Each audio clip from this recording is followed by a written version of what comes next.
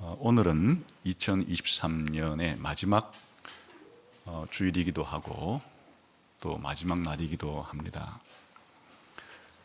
52번의 주일날을 맞이하면서 예배를 드릴 기회를 하나님께서 우리에게 주셨는데 52번의 이 주일을 나는 어떻게 사용을 했는가? 내가 다시 산다고 해도 후회가 없을 정도로 52번의 주일날을 하나님 앞에서 잘 보냈습니다. 뭐 이렇게 하실 분도 있겠고, 또 아니면 52번의 주일을 맞이하면서 참 후회되는 주일이 많았다. 다시 나한테 기회가 주어진다면 그렇게 살지는 않았을 텐데 하는 이런 후회를 하는 분들도 있을 겁니다. 52주만이 아니라 365일을 하나님이 우리에게 주셨는데 정말 나는 다시 살아도 이렇게는 살 수가 없을 거야. 정말 나는 최선을 다해서 올 한 해를 살았다. 이런 분도 물론 계시겠죠. 그런 어떤 분들은 참 하나님과 나 자신에게도 다른 사람에게도 부끄럽다. 만일 나에게 다시 한번 기회가 주어진다면 새롭게 살았을 걸 하는 이런 후회를 하는 분도 있으리라 생각을 합니다. 아무튼 우리 인생은 시간 속에서 태어나서 시간 속에서 살다가 시간 속에서 죽죠. 산다는 것은 시간을 어떻게 보내는 것인가 하는 것과 같은 의미입니다. 어떻게 시간을 보내느냐 하는 것이 곧 산다는 말이기도 하죠. 그러니까 우리의 삶과 시간은 뗄래야 뗄 수 없는 이런 깊은 연관관계를 가지고 있습니다. 그래서 우리 삶을 소중하게 생각하는 사람들은 시간도 소중하게 생각을 하고, 삶을 그렇게 대수롭지 않게 생각하는 사람들은 시간도 대수롭지 않게 생각을 할 겁니다. 그러나 우리 모두는 시간의 소중함을 알고 있죠. 라벌레라는 사람은 시간처럼 귀중한 것은 없다. 뭐 이런 사람의 말을 빌지 않아도 우리 모두가 시간이 참 소중하다 하는 것은 어느 정도 알고 있습니다. 시간의 소중함은 얼마나 소중한가? 프랭클린이라는 사람은 시간은 돈이라는 것을 기억하라. 그 사람들이 세상을 살아가면서 돈을 가장 귀중하게 여기니까 시간을 돈에다 비유를 한 것 같아요. 그래서 때로는 시간은 돈처럼 소중하다든지, 아니면 시간은 돈보다 더 귀하다든지, 시간은 금보다 더 귀하다, 뭐 이런 말을 하기도 하죠. 그렇다 그러면 이렇게 시간이 소중하기 때문에 시간을 잘 사용하는 것은 어리석은 사람일 것이고, 시간을 잘못 사용하는 사람은 어리석은 사람일 것이고, 시간을 잘 사용하는 사람은 지혜로운 사람이다. 이렇게 말해도 틀리지 않겠죠. 단테는 이렇게 말했습니다. 가장 현명한 자는 허송세월을 가장 슬퍼한다. 그렇다면 가장 어리석은 자들은 시간을 허송세월하고도 슬퍼하지 않는다고 말할 수 있겠고, 지혜로운 사람은 시간을 잘 사용하기 위해서 노력을 한다. 이런 뜻이 되겠습니다. 그래서 이제 사람들은 어떻게 하면 이 소중한 시간을 잘 사용할까 해서 시간 관리에 대한 그런 노하우를 발전시켜 왔습니다. 스티븐 코비라는 사람이 1989년에 발간한 성공하는 사람의 7가지 습관이라는 책이 있습니다. 이 책은 94년에 우리나라에서 번역이 되어서 공전의 베스트셀러가 되었고, 오늘날에도 이 자기개발 분야에 있어서는 아주 불후의 명작으로 취급받는 그런 책입니다.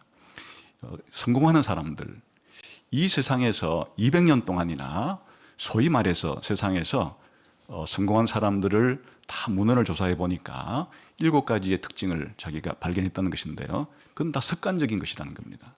그 중에서 세 번째 습관이 바로 시간 관리를 잘했다 하는 것인데요.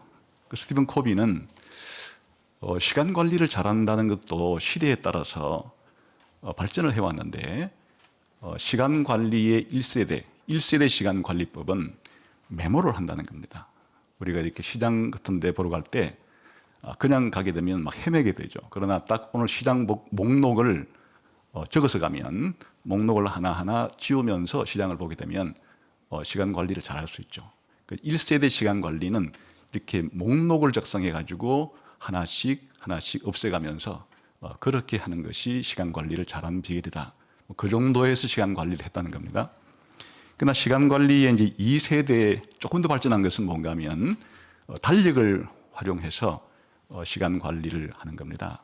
흔히 말해서 월간 계획표 또 주간 계획표 같이 이렇게 달력을 통해서 미리미리 시간을 계획해서 사용한다.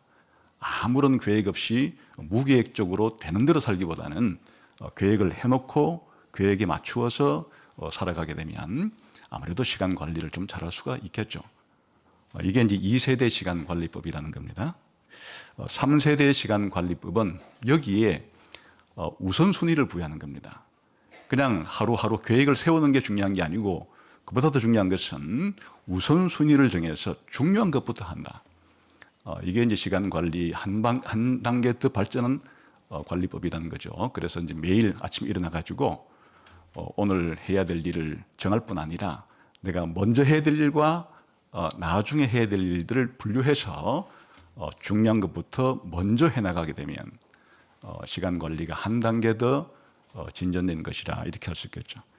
그러나 이제 스티븐 코비는 4세대 시간 관리법을 주장하는데 이것은 단순히 중요한 것을 넘어서서 시간 관리의 기준을 중요도와 긴급도에 따라서 이제 분류를 해 보는 겁니다. 그러면 네 가지의 우리의 활동 영역이 나오게 되는데 첫 번째는 중요하고도 긴급한 일로 분류할 수가 있고 두 번째는 중요하지만은 그렇게 긴급하지는 않은 일로 분류할 수 있겠고 세 번째는 긴급하긴 하지만은 그렇게 중요하지 않은 일로 분류할 수 있고 네 번째는 뭐 중요하지도 않고 긴급하지도 않는 이런 네 가지의 우리의 활동 영역으로 그렇게 이제 분류를 해서 중요한 것부터 우선적으로 해나가는 그런 삶의 습관을 개발시켜야 된다 그런 것인데요. 대개 경우에 어리석은 사람들의 경우는 중요하지도 않고 긴급하지도 않는 일이거나 뭐 중요하지도 않지만은 뭐 긴급한 이런 종류의 시간을 많이 보내는 사람은 시간 관리를 잘못하는 사람이라 할 수 있겠고 아무튼 중요한 일을 해야 되는데 대개의 경우는 이제 우리들이 어디에 일을 많이 몰두하는가 하면 중요하면서도 긴급한 일에 우리의 시간을 많이 보내게 되죠. 예를 들면 시험이 당장 닥쳤다 하면 시험 공부를 하는 것 자체는 이 중요한 일이기도 하고 긴급한 일이기도 하죠. 그러나 이제 스티븐 코비가 강조하고자 하는 것은 사실상 성공한 사람들을 보게 되면 어디에 시간을 많이 투자하는가니까 중요하기는 한데 긴급하게 느껴지지 않는 일들이 사실은 정말 중요한 것인데 그런 것들을 소홀히 한다는 거예요. 다시 말하면 인간관계를 잘 개선하는 거라든지 자기 성품을 개발시키는 거라든지 이런 것들은 굉장히 중요한 거죠. 그러나 긴급성이 없기 때문에 사람들은 뒤로 미루고 이렇게 하는 수가 많은데 평상시에 중요하면서 긴급한 일을 함과 동시에 상당 부분은 오랜 시간이 걸려서 중요하게 자기 인생에서 해야 될 그런 일들에 대한 시간을 많이 투자하는 것이 좋다. 뭐 이런 대충 생각입니다. 그런데 오늘 우리가 읽은 이 성경도 시간에 대한 문제를 다루고 있는데 세월을 아끼라라고 하는 것은 요즘 우리가 쓰는 말로 말하면 시간을 잘 사용해라, 시간 관리를 잘해라, 뭐 그런 말과 일맥상통하겠죠. 그런데 스티븐 코비가 말하는 혹은 이 세상 사람들이 말하는 좋은 시간 관리법이라는 것은 이 세상에서의 성공과 출세를 위한 거예요. 이 세상에서 더 건강하게 되고 이 세상에서 더 부유하게 되고 이 세상에서 더 높은 지위를 유지하는 이런 것을 소위 성공이라 부르는데 이런 성공을 위해서 어떻게 자신의 시간을 잘 관리해야 되는가? 목적은 이 세상에서 성공하려면이에요. 이 세상에서 성공하는 삶을 살기 원한다면 이렇게 시간을 잘 사용하는 것이 좋다. 이런 뜻인데 오늘 우리가 읽은 에베소서 5장 16절은 세월을 아끼라, 시간을 아끼라는 말을 하는데 그 이유가 이 세상에서의 성공을 위해서 세월을 아끼라는 것이 아니고 그 이유가 악하기 때문에, 이 세상이 악하기 때문에 시간을 잘 사용해야 된다. 시간을 잘 사용해야 되는 동기와 이유와 목적을 다르게 말하고 있어요. 다시 말하면 오늘 에베소서 5장 16절이 다루는 것은 신자들과 불신자들이 이 세상을 살아가는 데 필요한 그런 시간 관리 지침이 아니고 특별한 지혜를 소유한 기독교인들만이 이 세상에서 특별하게 시간을 사용할 수 있는 그런 의미에서 이 시간 사용을 잘하라, 그런 뜻의 의미입니다. 그래서 오늘 에베소서 5장 16절 말씀을 기초로 세월을 아낀다는 말에 무슨 의미인지, 그리고 세월을 아껴야 될 이유를 설명한 때가 악하다는 말은 무슨 말인지, 그리고 이 때가 악하기 때문에 세월을 아끼는 방법은 어떤 방법들이 있겠는지를 살펴보려고 합니다. 우선 세월을 아끼라, 이 말은 의역입니다. 직역을 하게 되면은 시간을 구속해라. 아주 좀 독특한 말이에요. 시간을 구속해라. 시간을 구원하라 이렇게 해도 되겠는데 시간을 구속하라, 이 말이 좀 더 직역에 가깝습니다. 아주 생소한 말이죠. 시간을 구속한다. 아낀다 하는 이 말이 구속한다는 말인데 신약 성경에서 딱 4번이 쓰이게 됩니다. 그러니까 다른 데서 어떻게 사용되었는가를 좀 보면 시간을 구속한다, 이 말의 의미를 그냥 읽어서는 무슨 뜻인지 알 수가 없으니까 한번 이 구절이 쓰인 구절들을 읽어보면서 힌트를 얻어보도록 하겠습니다. 우선 골로새서 4장을 가보겠습니다.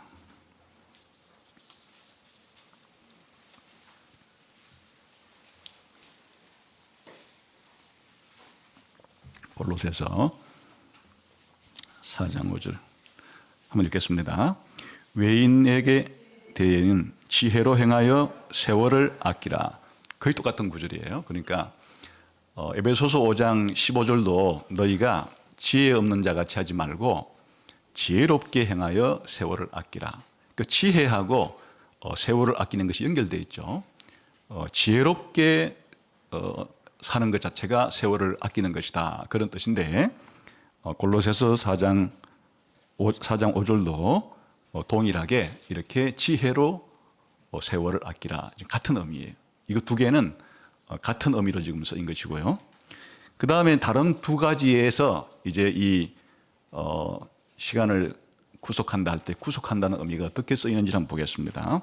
갈라디아서 3장 13절과 4장 5절인데요. 갈라디아서 3장 13절을 봅시다.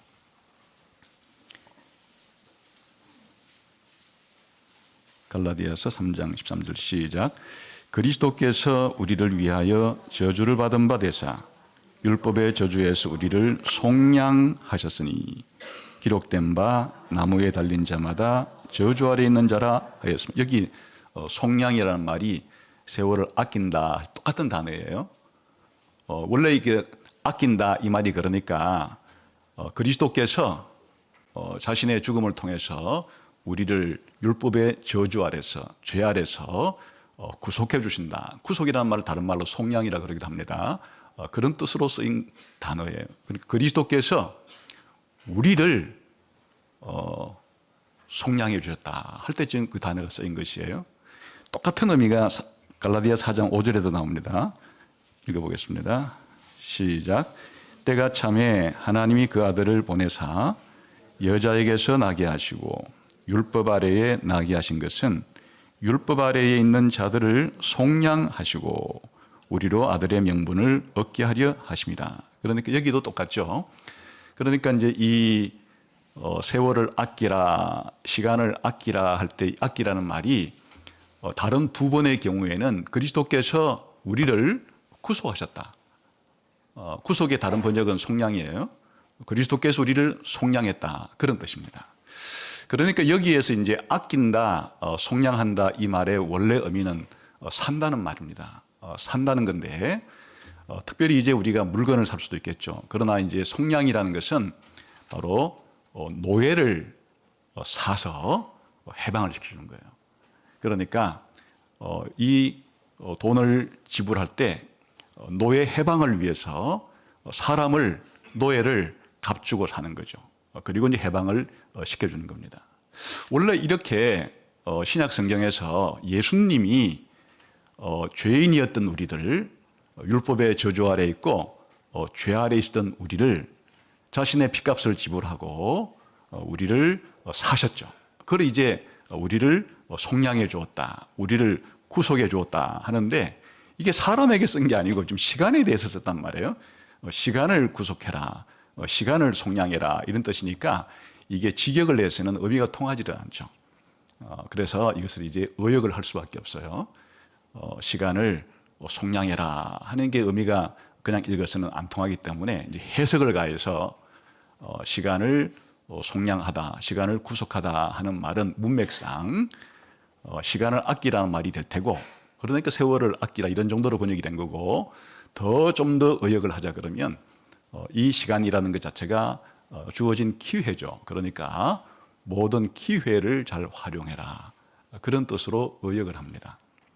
그래서 이제 번역 성경에 따라서 이렇게 그냥 세월을 아끼라, 시간을 아끼라, 구속한다는 말을 그냥 아끼라 정도로 이렇게 번역을 하는 성경이 있고, 좀 더 의역을 더 가해서 모든 기회를 잘 활용해라, 이렇게 이제 번역을 하기도 합니다. 그래서 사실 우리가 읽는 개역 개정 이 성경은 시간을 아끼라 이런 의미로 시간을 구속하라 하는 의미를 시간을 아끼라 정도로, 세월을 아끼라 정도로 번역을 한 거예요. 새 번역도 마찬가지예요. 세월을 아끼십시오, 때가 악합니다. 같은 번역이죠. 그러나 이제 공동 번역 개정판에서는 이 시대는 악합니다, 그러니 여러분에게 주어진 기회를 잘 활용하십시오. 여러분에게 주어진 기회를 잘 활용하라. 그 시간을 아낀다는 말이 다른 의미로서는 기회를 잘 활용하라, 그런 뜻으로 이제 번역을 하는 겁니다. 영어 성경도 마찬가지예요. 그 ESV 같은 성경에서는 시간을 잘 활용하라 정도로 번역을 했고, NIV에서는 모든 기회를 잘 활용하라 이렇게 했으니까, 그래서 그냥 직역으로 시간을 속량해라 하면 뜻이 잘 안 통하지 않기 때문에 이렇게 시간을 아끼라든지 기회를 잘 활용하라든지 이런 정도로 이 구절을 이제 해석하는 겁니다. 근데 이제 여기에서 시간을 구속한다 하는 말이 주는 그 뉘앙스가 어디 갔는가? 단순히 그 세월을 아끼라, 시간을 아끼라 정도 가지고는 이 뉘앙스를 잘 표현하기는 쉽지 않죠. 이걸 기회를 잘 활용하라라고 번역한다고 해서도 이 자체의 의미가 잘 드러나지는 않습니다. 왜냐하면 이 시간을 구속한다는 이 말이 그 시간을 아끼고 기회를 활용하는 것에 대한 이유가 뭔가니까, 바로 이 때가 악하기 때문에, 시대가 악하기 때문에, 그래서 시간을 아끼든지 기회를 활용하든지 해야 된다는 것인데, 여기에 바로 이 세월을 아끼라, 시간을 아끼라, 기회를 잘 활용하라 하는 말을 잘 이해하기 위해서는 무엇보다도 연결되어 있는 이 날이 악하다, 시대가 악하다는 말을 잘 이해해야만 자연스럽게 시대가 악하기 때문에 우리가 이 악한 시대에서 사는 우리들이 시간을 어떻게 잘 사용하는 것이 기회를 잘 활용하는 것인가 하는 의미를 알아낼 수가 있습니다. 그래서 성경에서 말하는, 특히 이 에베소서에서 말하는 세월을 아끼는, 시간을 잘 사용하는 것에 대한 가장 중요한 기초는 시대 파악이에요. 우리가 살고 있는 이 시대가 어떤 시대인지를 잘 알면 알수록 우리는 이 시대에서 시간 사용을 잘할 수 있게 되는 거고, 우리가 살고 있는 이 시대에 대한 분별력이 떨어지게 되면은 시간을 잘 사용할 수 없는 생활을 하게 되는 겁니다. 그래서 이제 두 번째 중요한 것은 바로 이 때가 악하다는 말이 무슨 뜻인가 하는 것이에요. 여기에 때라는 것은 시대라는 말로 바꿔도 또 괜찮습니다. 시대가 악하다. 그러니까 우리가 사는 이 시대는 악한 시대라, 이런 뜻이 지금 전제되어 있는 겁니다. 그래서 동일한 내용을 말하고 있는 것이 있는데 갈라디아서 1장 4절에 한번 가보겠습니다.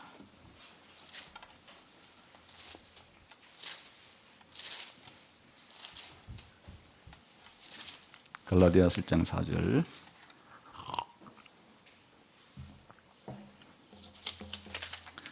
같이 한번 읽어보겠습니다. 시작. 그리스도께서 하나님 곧 우리 아버지의 뜻을 따라 이 악한 세대에서 우리를 건지시려고 우리 죄를 대속하기 위하여 자기 몸을 주셨다. 여기 보면 이제 우리가 살고 있는 이 시대를 사도 바울은 어떻게 규정을 하는가 하니까 악한 시대다, 이렇게 우리가 사는 시대를 규정을 합니다. 그게 때가 악하다, 시대가 악하다는 말이에요. 거꾸로 뒤집으면 바로 지금은 악한 시대이기 때문에 우리가 세월을 아껴야 된다, 그런 말이 되는 거죠. 그러면 우리가 사는 이 시대가 또 악하다는 말은 무엇인가 하니까 바로 사도 바울은 이 세상의 시간을 총체적으로 볼 때 시간을 둘로 구분을 합니다. 이 시대와 오는 시대예요.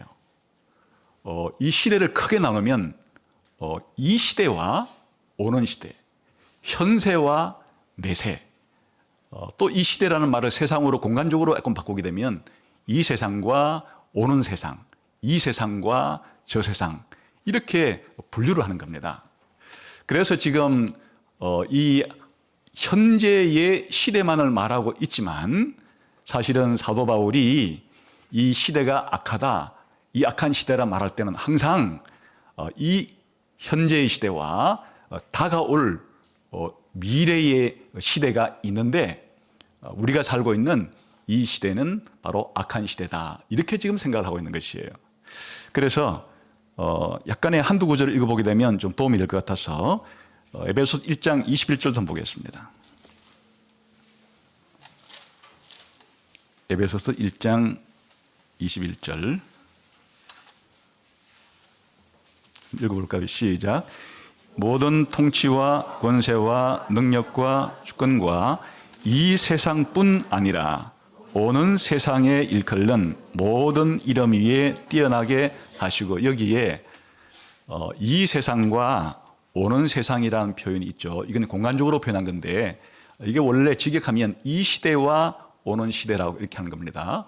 원래 시간과 공간이 얽혀 있기 때문에 이 시대와 오는 시대라고 표현해도 좋고, 이걸 공간적으로 바꾸어서 이제 이 세상과 오는 세상이라고 번역하기도 하는데, 다시 말하면 예수님께서 통치를 하시는데 이 시대에도 통치할 뿐 아니라 오는 시대에도 통치를 할 것이다 해서, 아무튼 중요한 것은 이 세상에 주어진 시대를 이해할 때 복잡하게 여러 시대로 구분하기 이전에 가장 중요한 것은 이 시대와 오는 시대로 이 시간을 구분한다는 것이 중요합니다.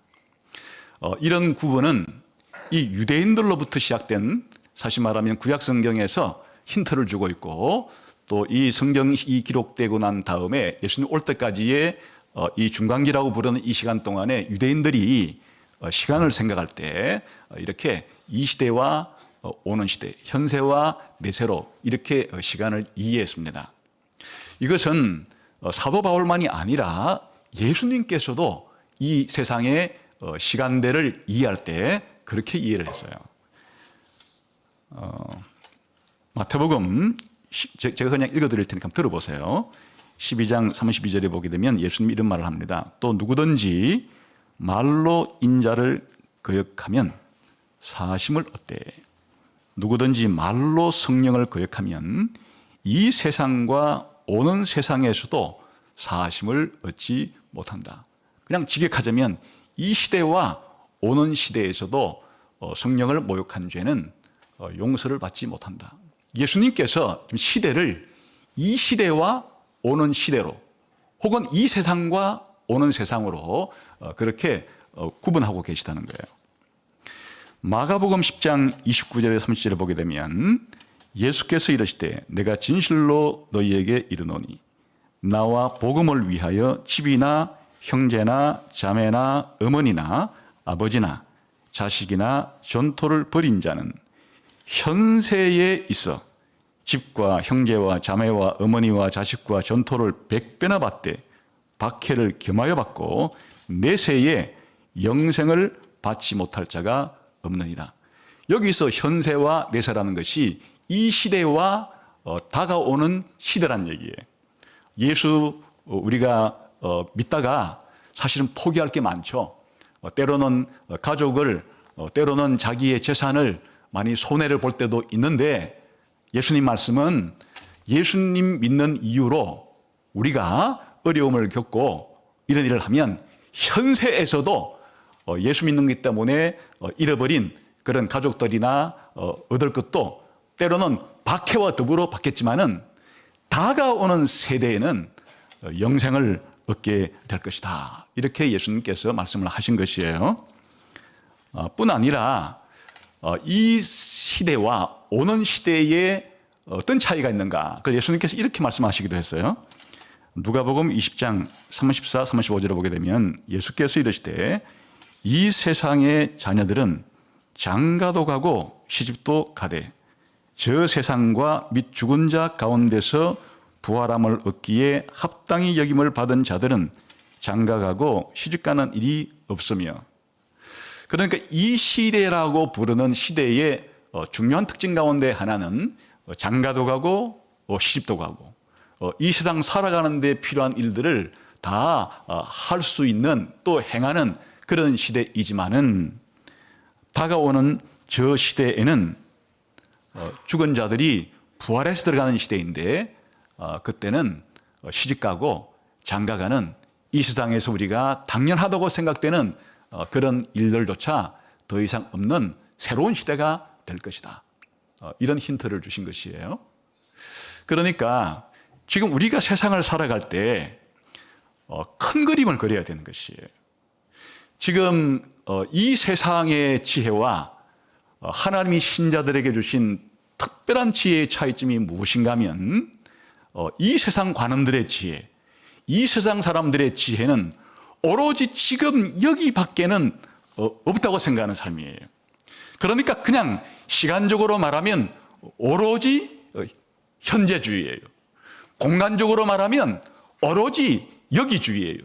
다시 말하면 영원한 세상, 저기 저 땅이라고 부를 수 있는 영원한 천국에 대한, 영원한 나라에 대한, 영원한 세상에 대한 이해가 결여되어 있어요. 그러니까 이 세상의 지혜는 오로지 지금 여기에서 어떻게 잘 먹고 잘 사느냐를 자기가 이루는 것이 이 세상의 지혜라고 생각하는데, 이에 비해서 기독교인만이 가지는, 세상 사람들은 가질 수 없는 이 특별한 지혜로서의 시간 사용의 가장 중요한 원리가 무엇인가 하니까 이 시대와 저 시대가 있다는 것을 알아야 되는 것이에요. 이 세상과 저 세상이 있다는 것을 알아야 되는 것이에요. 다시 말하면 지혜의 가장 중요한 이 특징은 총체성이에요. 어리석다는 것은 단편적이고 부분적인 것밖에는 보지 못하기 때문에 삶이 지극히 편협해지고 균형이 잡혀있질 않아요. 그러나 지혜의 본질은 모든 것을 종합적으로, 전체적으로, 총체적으로 살펴서 이해하고 적용하는 것이 지혜이기 때문에 그런 의미에서 이 불신자들의 이 세상에서의 시간 관리는 오로지 이 세상밖에 없고 오로지 지금밖에 없기 때문에 뭘 하든지 지금 내가 죽기 전에 살아 있을 때 여기서 잘 먹고 잘 입고 잘 살 수 있는 것을 하기 위해서 시간을 아끼고 절약해야 된다, 이렇게 생각을 하지만은, 그러나 이 세상의 지혜가 아니라 하나님이 주신 하나님의 계시에 의해서 영원한 구원의 지혜를 얻은 사람들이 가지는 특별한 지혜의 가장 중요한 적용은 이 시대와 저 시대가 있다는 사실을 알고 이 시대가 끝나면 저 시대가 온다는 사실을 알고 우리의 삶을 이 시대와 저 시대를 전체적으로 살펴서 우리가 이 시대에 해야 될 일이 무엇인가를 잘 파악한 상태에서 시간을 사용하는 것이야말로 참된 지혜로운 시간 사용이다, 이런 뜻이 담겨 있는 것이에요. 사실은 이제 이 신약 성경에 보게 되면 이 시대와 저 시대의 차이가 여러 가지로 설명이 되죠. 지금 이 에베소서 5장 16절에서는 한 가지만 언급했죠. 뭐예요? 이 시대의 특징은 악이 지배하는 시대라는 거예요. 그러니까 죄와 악, 죄와 죽음이 이 시대의 특징이에요. 그럼 다가오는 시대의 특징은 뭔가? 죄가 없고 악이 없고 죽음이 없는 것이 다가오는 시대의 특징이에요. 또한 이 시대의 특징이 무엇인가 하니까, 왜 이 시대를 악의 시대라 그러는가 하니까, 이 시대를 다스리는 자가 이 세상의 신이라고 불리는, 악한 영이라고 불리는 사단이 이 시대에 어느 정도의 이런 통치권을 가지고 불신자들 가운데서 역사하고 있기 때문인데, 다가오는 시대에는 사단이 이 시대의 신으로 더 이상 살 수 없어요. 완전히 사단을 영원한 불못에 집어넣기 때문에 다가오는 시대에서는 사단이 이 세상에 대해서 저 세상에서는 영향을 미칠 수가 없는 것이고, 그럼 다가오는 시대에는 오로지 아버지 하나님께서 온 우주를 통치하는 그런 시대로 시대가 달라지는 것이에요. 그리고 이 시대의 특징은 이런 죄와 죽음이 지배하고 난무하는 시대이기 때문에 고난이 특징이에요. 그래서 현재 시대의 특징은 고난인데 비해서 다가올 시대의 특징은 이제 고난 끝이에요. 고난은 다 끝나고 하나님께서 우리에게 주시는 영생의 영광, 영원한 영광, 하나님 나라의 영광을 우리에게 주시기 때문에 미래 시대는, 다가오는 시대는 영광의 시대예요. 이런 여러 가지 특징들이 있어요. 그런데 이제 성경은 이렇게 우리들에게 두 시대가 있고, 이 두 시대는 참으로 대조되는 시대다, 이렇게 말하는 것으로 끝이 아니고 더 사실 놀라운 게 있는데, 이런 이 현재의 시대와 미래의 시대는 어떻게 구분이 되는가 하면, 사실은 원래는 예수님이 재림을 함으로써 다가올 시대가 저 세상이 이제 본격적으로 시작이 되는 것이에요. 그런데 더 놀라운 사실은 예수님의 재림을 통해서 저 영원한 천국이라 부르는 시대가 사실 이미 왔다는 것이에요. 그게 언제부터 온 것인가 하면 예수님께서 이 땅에 초림했을 때, 더 정확하게는 예수님의 죽음과 부활과 성천과 성령 보내주심을 통해서 저 시대의 특징이 이미 이 악한 시대에 저 다가올 시대가 이미 들어왔다는 게 기독교인들이 알아야 될 놀라운 지식이 되는 것이에요. 그래서 지난번에 제가 예수님의 죽음과 예수님의 부활의 의미를 잘 알기 위해서는 예수님의 죽음과 부활이 어떤 의미를 가지고 있다 그랬어요? 종말론적 사건으로서의 예수님의 죽음과 예수님의 부활을 아주 긴 시간 동안에 여러 차례 설명드린 적이 있는데, 바로 이 때문이에요. 사실은 지금 우리가 살고 있는 시대가 이 시대가 다 끝나면 다가올 시대가 오는 것이 아니고, 다가올 시대가 예수님의 초림 때 이미 들어왔다는 거예요. 그래서 예수님의 초림과 재림 때까지 이 기간은 두 개의 시대가 나란히 달리고 있는 시대가 중첩이 됐다는 것이에요. 다시 말하면 이런 죄와 죽음과 고통과 고난이 또 사단이 지배하는 그런 시대가 여전히 지금도 이 세상의 특징으로 존재하고 있어요. 언제까지? 예수님 재림할 때까지.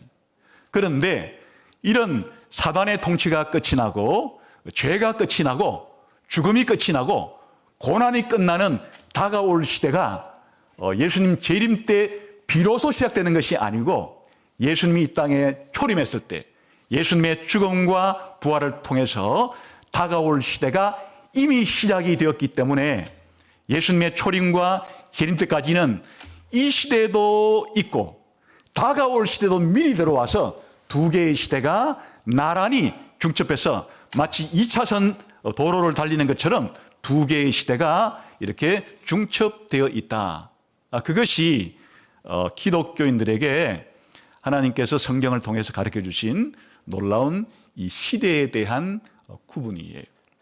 그래서 예수님께서 십자가에서 죽으셨을 때 왜 3시간 동안에 그런 흑암이 생기고 또 왜 성전의 휘장이 찢어지고 또 왜 지진이 나고 이런 사건들은 전부가 다 사실은 언제 일어날 사건들이라 그래서 예수님 재림할 때 다가올 시대에 이 세상의 마지막에 있을 것인데 이미 그러한 최종적인 종말에 있을 그런 사건들이 예수님의 죽음 때부터 시작이 되었다.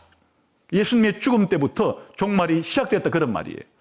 또한 예수님이 부활하실 때 죽었던 성도들이 그렇게 살아나는 일이 생기고 또 예루살렘에 들어가서 자기의 살아난 몸을 보이는 이런 놀라운 사건이 보였는데 죽은 사람이 부활하는, 죽은 성도가 부활하는 일은 예수님 재림할 때 다가올 시대에 일어날 일이에요. 그런데 이미 예수님이 부활할 때부터 저 영원한 다가올 시대에 일어날 일을 보여줌으로써 무엇을 말하고자 하는 데 있는 것인가 하니까 이 두 시대의 구분은 이 현재 시대가 다 끝나야만 미래에 다가올 시대가 시작이 되는 것이 아니고 예수님의 초림 때 이미 재림 때 있을 그 다가올 시대, 천국의 시대가 이미 들어와서 나란히 있다 그런 뜻이에요. 그러면 불신자들은 이런 다가올 시대가 이미 시작됐음에도 불구하고 그걸 알 수가 없어요. 이 죄인된 상태에서 구원받지 못하게 되면 이 시대의 통치밖에는 받지 못해요.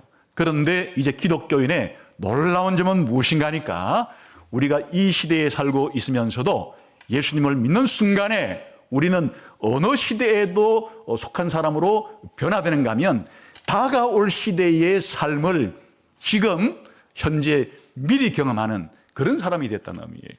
그래서 사실은 부활이라는 것은 예수님 재림할 때 일어나는 것이지만 우리가 예수를 믿는 순간에 영적으로 부활이 일어난 거예요.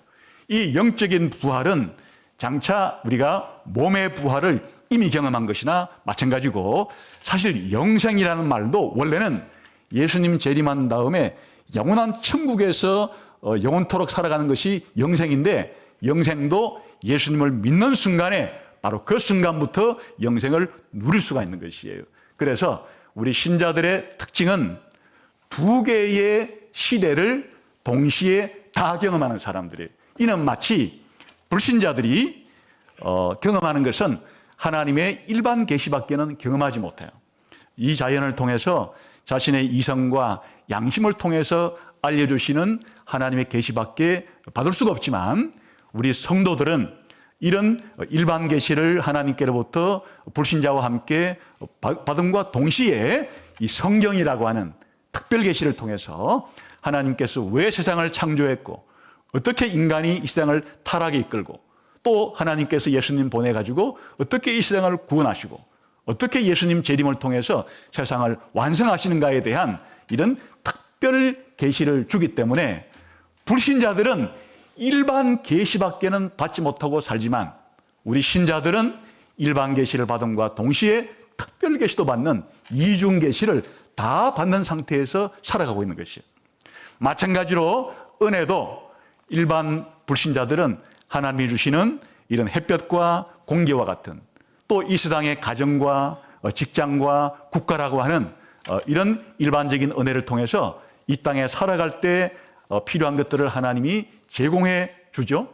그러나 신자들은 불신자와 함께 이런 일반 은혜를 받으면서도 특별히 예수님을 통해서 우리의 죄가 용서되고 영생을 얻는 이런 특별 은혜도 받는 사람들이에요.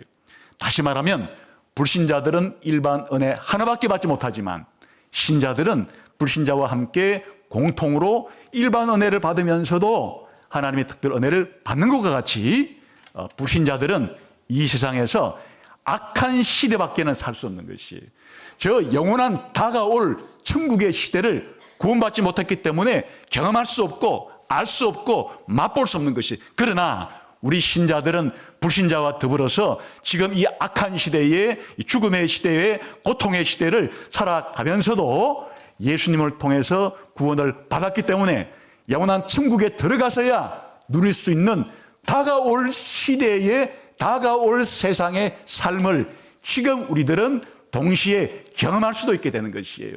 이것이 바로 때가 악하다는 말을 풀어 설명하게 되면 바로 이 세상은, 이 시대와 다가올 시대, 이 세상과 저 세상이라고 하는 두 개의 시대와 두 개의 세상으로 구성되어 있지만, 바로 우리 신자들은 예수님의 재림을 통해서 미리 경험하게 될 다가올 시대를 경험하고 있고, 예수님의 재림을 통해서 다가올 세상을 미리 경험한, 다시 말하면 특별한 구원을 받은 사람이 되었다.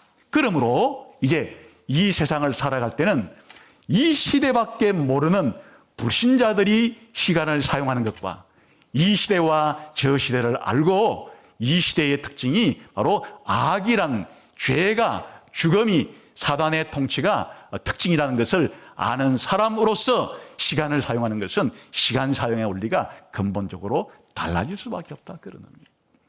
그래서 이 부분은 사실은 우리가 쉽게 표현하자 그러면 기독교 세계관을 가져야 기독교인으로서 시간 사용을 잘할 수 있다, 그런 말이기도 하고, 기독교 역사관을 가져야만 시간 사용을 잘할 수도 있다, 그런 의미이기도 합니다. 그래서 앞으로도 이 두 시대, 두 나라에 대해서는 또 기회 있을 때마다 좀 자세히 설명을 드리도록 하고, 그러면 이렇게 이제 우리 기독교인들은 한마디로 말하면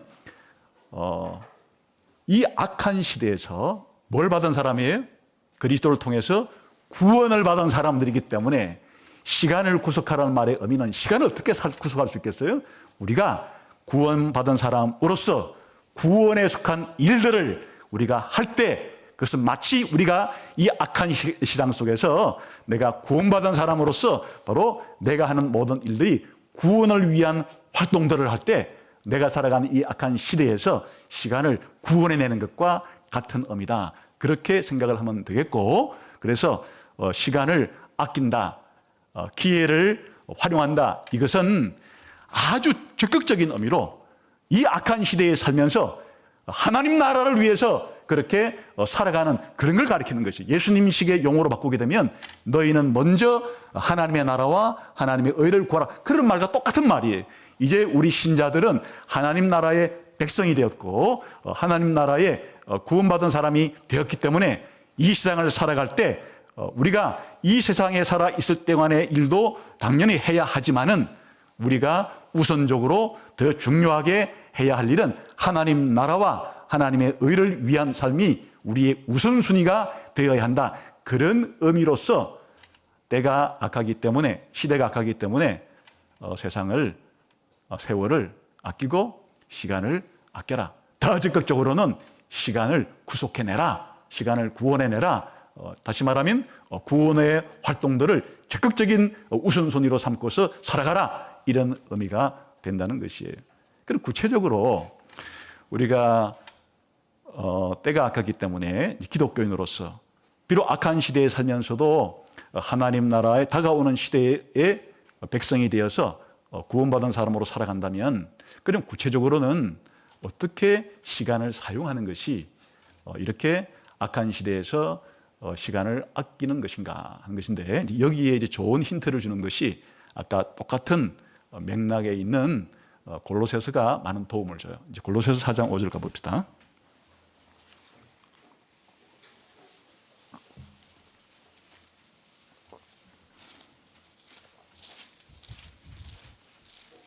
골로새서 4장 5절인데요. 2절부터 6절까지를 읽어보면 이제 4장 5절의 의미를 분명히 알 수 있습니다. 2절 읽어보겠습니다. 시작. 기도를 계속하고 기도에 감사함으로 깨어있으라. 또한 우리를 위하여 기도하되 하나님이 전도할 문을 우리에게 열어주사 그리스도의 비밀을 말하게 하시기를 구하라. 내가 이 일 때문에 매임을 당하였노라. 그리하면 내가 마땅히 할 말로써 이 비밀을 나타내리라.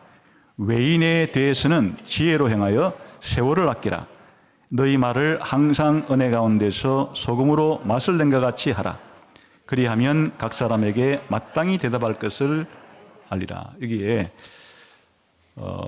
지혜로 행하여 세월을 아끼라는 말이 무슨 말인가를 이해하기 위해서 2절부터 6절까지의 문맥 속에서 이해를 해야 이 말의 의미를 알 수가 있어요. 우선 2절을 보시게 되면 바울이 골로새 교인들에게 어떻게 지금 권면을 하죠? 기도를 계속하고 기도에 감사함으로 깨어있어라. 다시 말하면 성도의 가장 중요한 삶이 습관적으로 지속적으로 항상 기도하는 삶을 살아야 된다. 이건 사도 바울이 늘 강조하는 부분이에요. 우리 신자들의 삶이 깨어있기 위해서는 늘 기도하는 것이 습관이 되어 있는 그런 삶을 살아야 된다. 그런데 무슨 내용으로 기도를 특별히 부탁하는가 하면 3절에서 이제 바울 자신을 위해서 특별히 기도를 부탁해요. 3절, 4절 시작. 또한 우리를 위하여 기도하되 하나님이 전도할 문을 우리에게 열어주사 그리스도의 비밀을 말하게 하시기를 구하라. 내가 이 일 때문에 매임을 당하노라. 그리하면 내가 마땅히 할 말로써 이 비밀을 나타내리라. 지금 사도 바울이 성도들이 늘 항상 기도해야 되는데 그중에 특별히 바울과 바울 일행을 위해서 기도를 부탁한 내용이 있어요. 이 골로새서 교인들에게 특별히 기도 부탁한 내용은 뭐죠? 사도 바울이 지금 전도를 해야 되는데 전도의 문이 열리도록 좀 기도해달라. 전도의 문이 열려서 바울이 뭘 하기를 원한다는 것이에요? 그리스도의 비밀을 담대하게 알리기를 원하는 것이에요. 그리스도의 비밀이라고 하는 것은 달리 말하면 복음이죠. 전도의 문이 열려서 복음을 담대하게 자세하게 바르게 알릴 수 있도록 하기 위해서 기도해라. 그러니까 지금 이 문맥은 사도 바울이 자신의 전도, 불신자들에게 그리스도의 비밀, 복음을 전하는데 이게 아무 때나 복음을 전할 수 있는 것은 아니잖아요. 복음을 전할 때 특별히 전도받는 사람들의 마음문이 열려야죠. 그래야 하나님의 복음, 그리스도의 비밀이 그들에게 전달될 때 그들이 그리스도의 비밀을 알게 될 것이에요. 그러니까 이제 이 말의 의미적 이런 것이에요. 내가 전도할 수 있도록 이 환경이라고 하는 전도의 문도 열릴 뿐 아니라 더 구체적으로는 전도 받는 사람들의 마음이 열릴 수 있도록 좀 기도를 부탁한다. 근데 기도를 부탁하는 것이에요. 그리고 난 다음에 그러면 이 전도의 문이 열려서 사람들의 마음 문이 열려서 이 전도를 하는 것은 그냥 사도 바울에게만 해당되는 일이고 이 바울의 편지를 받고 있는 골로새 교인들은 전도와는 아무런 관계가 없는 그런 삶을 살아도 되는 것인가? 전도는 바울 자신만 하는 일이기 때문에 그냥 골로새 교인들은 전도할 생각은 전혀 하지 말고 오로지 내가 잘할 수 있기만을 위해서 기도하는 것인가? 그런 것이 아니에요. 바로 그 이하는 내가 이렇게 여러분의 기도를 통해서 전도의 문이 열려서 복음을 잘 전하게 되기를 바라는 것처럼 사실 여러분도 그렇게 전도해야 될 그런 책임이 있는 것이고 전도를 잘해야 하는 것입니다 라고 말할 때 바로 이 세월을 아끼라는 말이 쓰이게 되는 것이에요. 4장 5절을 다시 봅시다. 시작. 외인에 대해서는 지혜로 행하여 세월을 아끼라. 여기에 외인이라는 것은 신약성경에 몇 번 이런 말이 등장하는데 누굴 가리키는 것이에요? 기독교인 밖의 사람들을 외인이라 부르는 것이에요.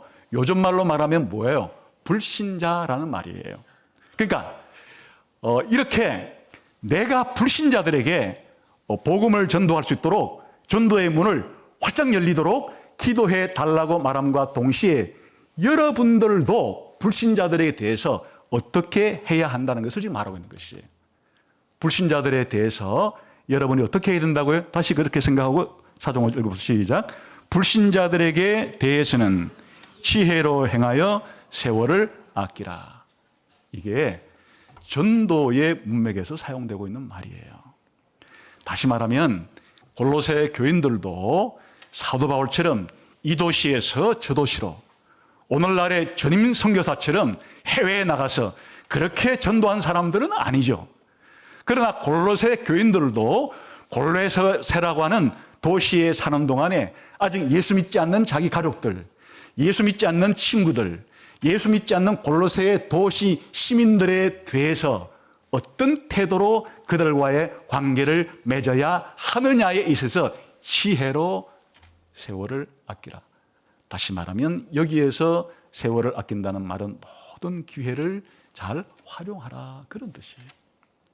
불신자들에게 어떻게 하면 전도할 기회를 잘 찾아서 하나님께서 기회를 주시게 될 때 그 기회를 놓치지 말고 불신자들에게 잘 전도하는 이런 삶을 살라 하는 것이 외인에 대해서는 지혜롭게 행해서 기회를 잘 포착해서 그 기회를 잃어버리지 말고 그 기회를 잘 사용하라, 이렇게 쓰고 있는 것이, 그냥 우리가 오늘 하루 시간을 장 보러 가는데 그냥 가서 장 보면 1시간 걸릴 거를 목록 적어 가서 장 보면 45분 걸렸으니까 15분 아낀다, 그런 의미가 아니라 그 말이에요. 외인들에 대하여 지혜롭게, 여기서 지혜롭다는 것은 그리스도인들이 지혜로운 사람이 되어서 이 특별한 구원의 지혜를 받은 사람들답게 어떻게 하면 불신자들에게 이 전도를 잘할 수 있을까, 그 기회를 포착해서 그 기회를 잃어버리지 말고 잘 활용을 하도록 하라, 그런 의미에서 세월을 아끼라, 지혜로 세월을 아끼라는 말이 쓰이고 있다. 이제 더 구체적인 것은 그 6절에서 이거 확정이 되는 거예요. 6절 시작.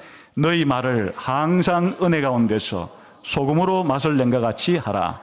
그리하면 각 사람에게 마땅히 대답할 것을 알리라. 우리 신자들이 불신자들과 더불어 살아갈 때 신자다운 삶의 모습을 보여야죠. 신자다운 삶의 모습을 보일 때 불신자들이 신자의 삶에 대해서 궁금증이 생기는 거예요. 너는 왜 나와 이런 가치관이 다르냐? 오늘 우리가 논의하고 있는 그런 주제와 연결되어서 생각하게 되면, 너는 왜 이 세상에서 성공하는데 일희일비하지 않고 좀 이 세상에서 못된다고 해서 영원토록 슬퍼하는 것도 아니고, 이 세상에서 좀 잘 된다는 것도 그렇게 그것 때문에 완전히 죽을 정도로 기뻐 뛰지도 않고, 이 세상의 삶에 대해서 어떻게 나와는 이렇게 다른 가치관을 가지고 살아갈 수가 있느냐? 도대체 네가 살아가는 이런 삶의 비결이 뭐냐?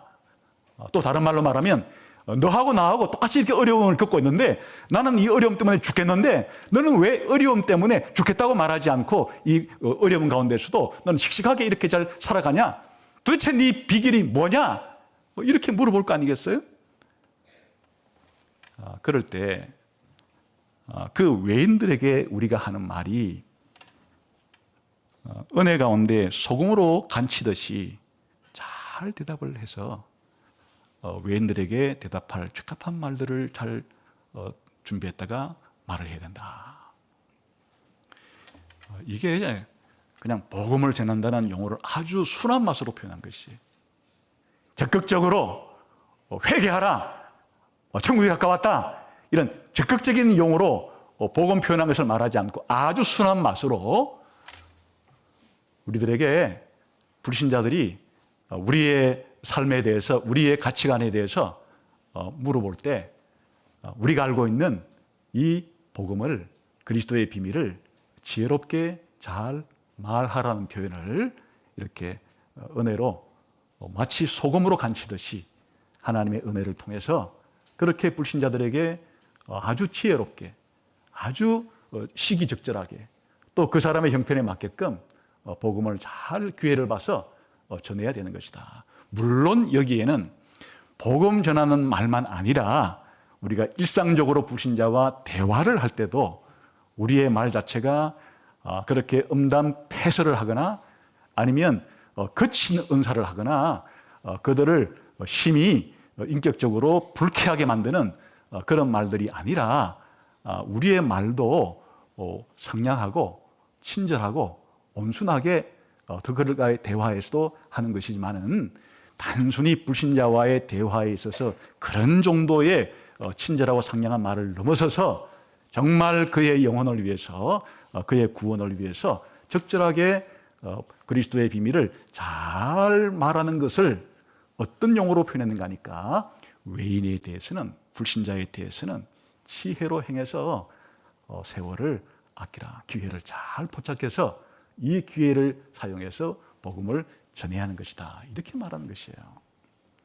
그러니까 우리가 생각하는 세월을 아끼다는 말이 단순히 오늘 24시간 중에 내가 쓸 수 있는 시간이 일하고 공부하고 한 3시간 남았는데 이걸 어떻게 하면 조금 더 아낄 수 있을까, 그런 차원의 문제가 아니란 뜻이에요. 우리가 불신자들을 대할 때, 보라 지금은 구원의 날이요 은혜 받을 때다. 이 시대 자체가 악한 시대이고 죽음의 시대이긴 하지만 이제 그리스도가 이 땅에 오셨기 때문에 그리스도의 죽음과 부활을 전해서 그가 이 복음을 받아들이면 그도 은혜의 왕국으로 들어올 수가 있고 하나님의 나라로 옮겨올 수가 있고 이제는 빛의 나라로 옮겨올 수가 있기 때문에 불신자에게 있어서 가장 긴급하고 중요한 문제가 뭐겠어요? 그 사람 자체가 우리가 대인관계를 맺을 때, 불신자의 관계를 맺을 때 일반적인 것도 다 이야기도 하고 활동도 하지만은 기회를 잘 보아서, 기회를 잘 틈타서 잃어버리지 말고 불신자들에게 그렇게 복음을 잘 전하는 것이, 그게 외인들에게 지혜로 세월을 아끼라는 말로 쓰인 거예요. 그러나 지금 이제 여기에는 앞에 외인이라고 하는 분명한 단서를 붙여서 지혜롭게 세월을 아끼라는 말이 담겼기 때문에 이게 복음 전도할 온갖 기회들을 잘 활용하라, 그런 뜻이 되지만은 에베소서에서는 외인들에게란 것을 한정하지 않기 때문에 이건 신자 자신을 위한 거예요. 다시 에베소서로 넘어오겠습니다.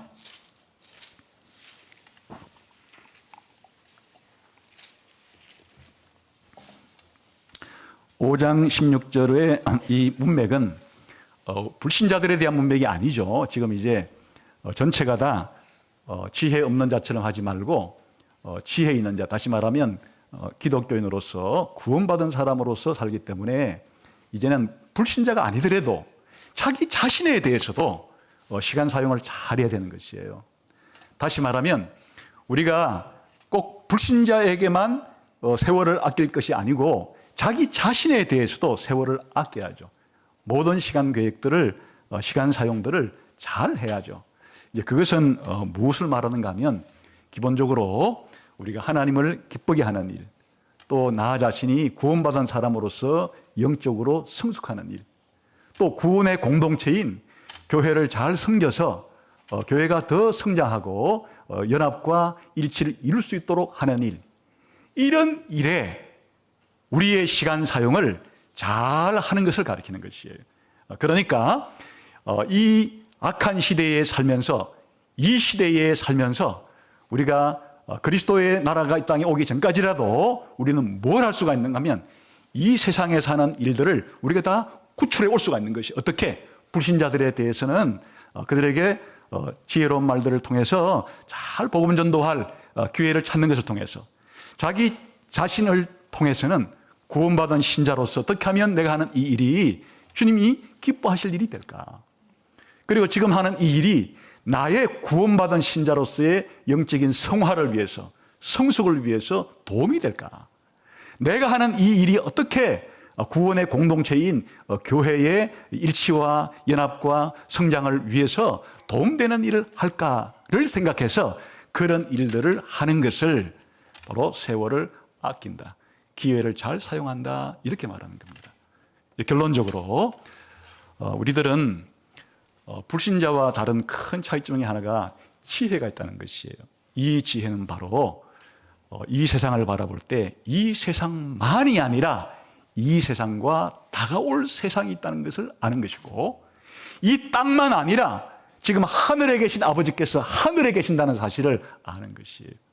더 인생관 자체를 총체적이고 전체적으로 세계관을 가지고 역사관을 가진 사람들로서 지금 기독교인의 정말 독특함은 이 악한 시대에 살고 있으면서도 예수님을 믿기만 하면 다가올 시대를, 구원의 시대를 미리 경험할 수 있는 놀라운 시대를 살고 있고, 그리고 우리가 주님을 위해서, 그리고 나의 영혼의 성숙을 위해서, 교회의 성장과 발전을 위해서 하는 일들은 이게 전부 다 이 세상에서 악한 시대에 살면서 시간을 구속하는 일이 될 수 있다는 뜻이에요.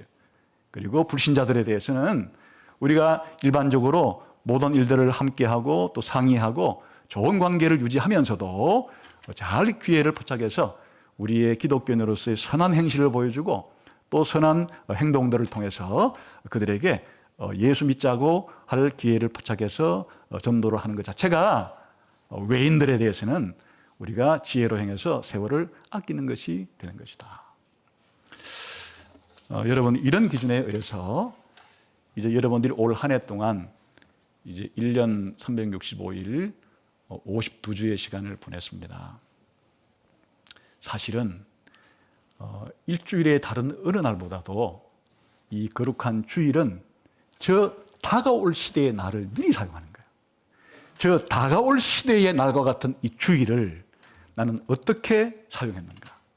마치 시간을 구속해내서 영원을 사는 것처럼 영원한 천국을 소망하고 주일을 보내면서 내 영혼이 하나님 나라에 대한 확신을 가지고 이 세상이 전부가 아니라고 하는 이와 같은 이 천국에 대한 기대감과 소망과 희망을 불러일으키는 방식으로 이 주일이라는 시간을 내가 잘 사용했다면 52주의 이 주일을 세월을 아낀 것이 되는 거예요. 시간을 잘 사용한 것이고 기회를 잘 활용한 것이 되는 것이에요. 그러나 이 중요한 주일에 우리가 그냥 예배 드리는 거 한 번으로 내 모든 할 일은 끝났고 나머지의 모든 관심사는 다시 세상에 관한 일들로만 그렇게 몰두하게 된다 그러면 우리는 지혜로 행해서 세월을 아끼는 사람은 아닐 것이에요. 뿐만 아니라 우리가 365일을 살 때 다 우리의 영혼을 위한 일만 그렇게 살 수는 없죠. 우리가 가정생활을 하고 학교생활, 직장생활, 시민으로서의 생활을 하는 것도 우리가 신자로서 잘 살아야 될 일들이에요. 그러니까 그런 것을 잘하는 것도 시간을 잘 보낸 것이나 특별히 기독교인들이 자신이 하루에 있어서 성경을 읽고 기도하고 자기 가정예배를 드리고 또 이렇게 성도들을 위해서 시간을 내어주고 하는 이런 일들 자체는 특별히 세월을 아끼는 시간을 구속하는 특별한 일이 되는 것이에요. 그러므로 여러분 아주 단순하게 정리하자 그러면 이렇게 정리할 수 있겠어요. 우리가 이 땅에 살아갈 때 해서 안 될 일이 있어요. 그것은 죄 짓는 일이에요.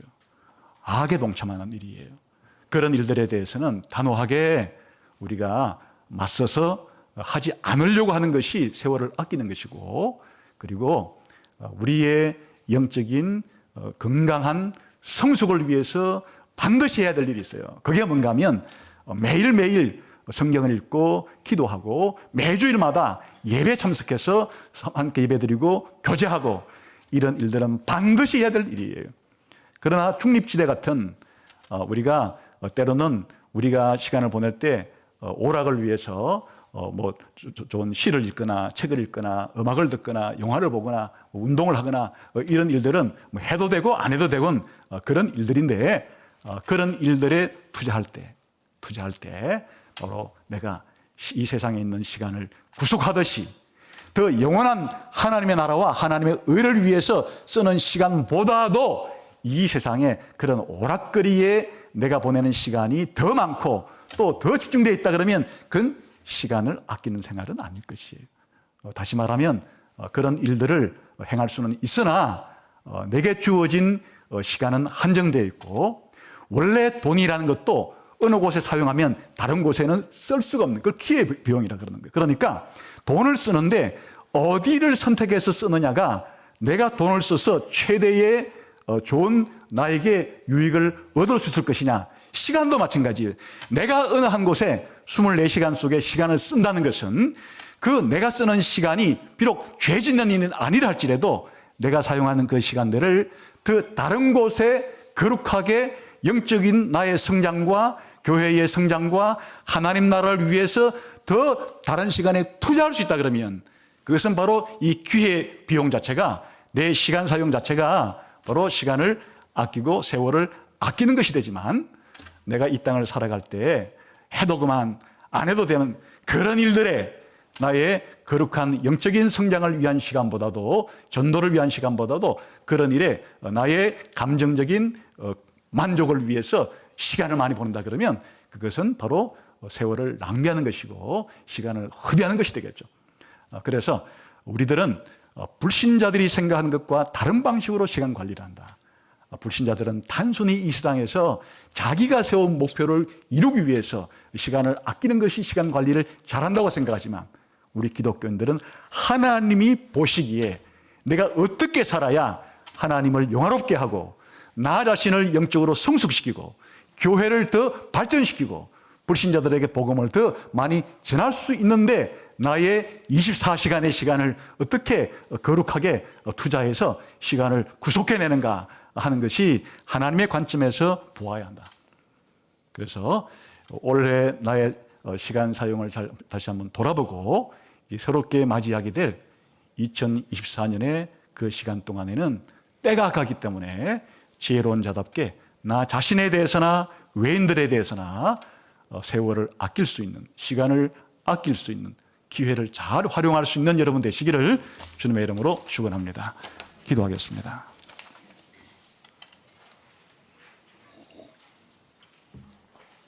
하나님 아버지 감사합니다.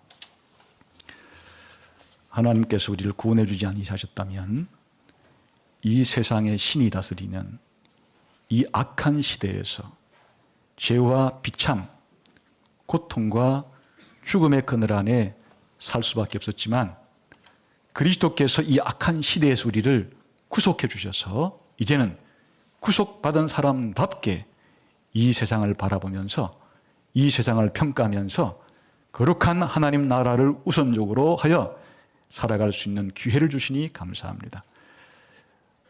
내년 한 해 동안에는 잘했다, 착하고 충성된 종이라고, 악한 시대 가운데 세월을 잘 아끼는 삶을 살았다고 다 칭찬받을 수 있도록 우리의 삶이 그렇게 되게 해 주옵소서. 예수님 이름으로 기도하옵나이다. 아멘.